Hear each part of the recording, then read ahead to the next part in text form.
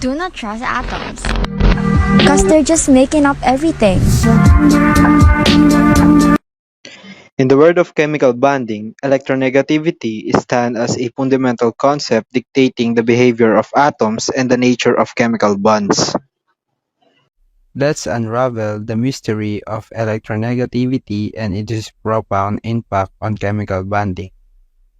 Electronegativity is the measure of an atom's ability to attract and hold onto electrons in chemical bond.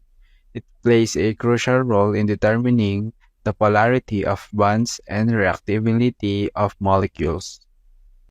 Atoms with higher electronegativity values tend to attract electrons more strongly, result in the formation of polar covalent bonds.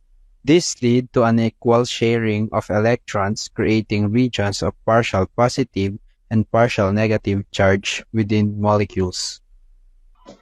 Electronegativity values are assigned to each element on the Pauling scale, ranging from 0.7 to 0.4.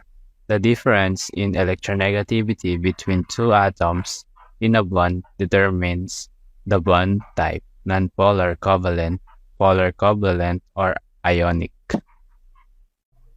For example, consider the bond between hydrogen and chlorine. Hydrogen has electronegativity of 2.2, while chlorine has an electronegativity of 3.0. The electronegativity difference is 0.8, indicating a polar covalent bond.